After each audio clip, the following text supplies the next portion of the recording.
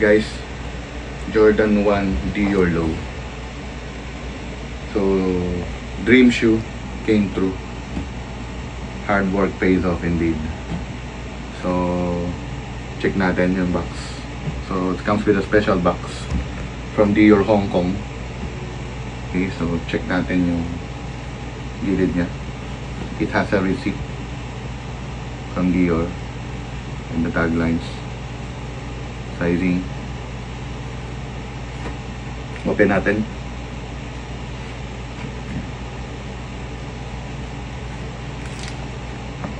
Okay, so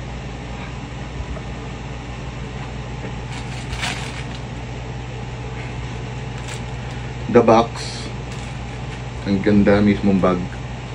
Yung box niya talagang sobrang packaging pa lang niya, alam mo nang hindi siya basta-basta. This is a holy grail pair of a sneaker.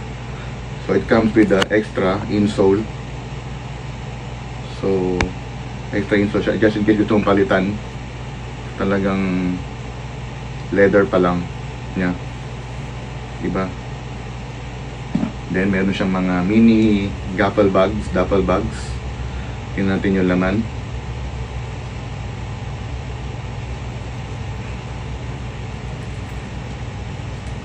Ayan.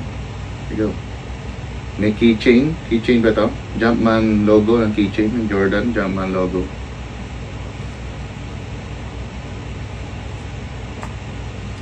Meron pa isa, dalawa. Check it out.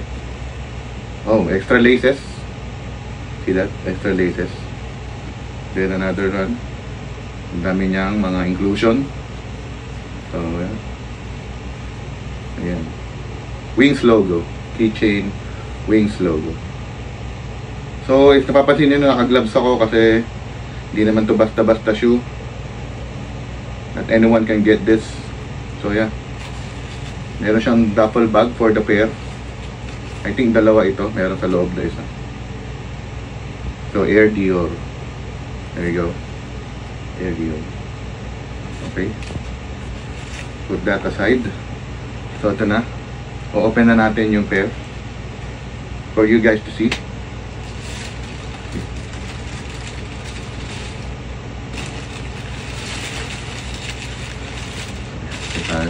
Yung paper niya, yung tissue paper niya, may nakalagay din na Dior. So, yeah, it's the pair.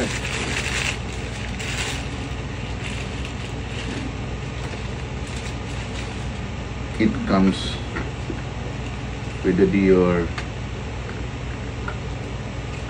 logo, marketing. Okay. Jordan 1 Dior Low. So, napapansin ninyo, reviewin natin siya. Tingnan natin yung mga materials na ginamit. So, yung logo niya, yung swoosh logo, meron Dior na parang mga nakalagay sa mga bags ng Dior. Yan ganyan, diba? Yan yun. Tapos, they use pristine leather. Pristine leather means top of the line leather, yung mga ginagamit sa mga leather ng mga bags ng Dior. So, luxury leather ang gamit dito. So, yung feel pa lang niya, kahit naka-gloves ako, iba yung feel niya. Kumpara sa ibang mga shoes ko, iba yung feel niya. The Dior Air sa tang, ang ganda ng leather niya. Grabe. Iba yung, pag hinahawakan ko ibang mga pairs ko, kumpara dito, ibang-iba yung feel na to. Sa loob ba, Jumpman logo sa loob.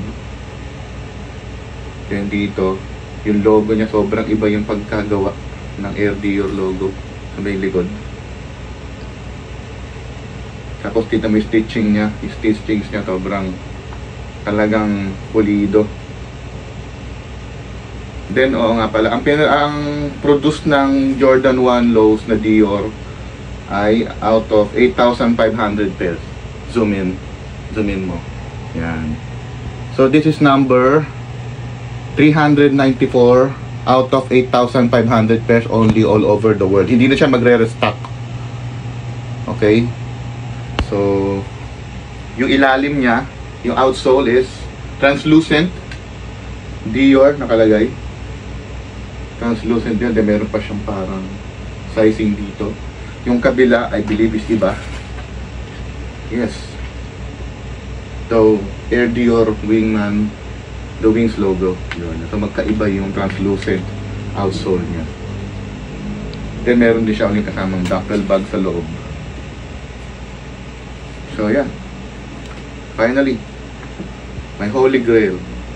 So if you want to cop this pair, for serious buyers only guys, so hit me a DM. Let's talk. Usap tayo. Air Jordan 1 Low Dior.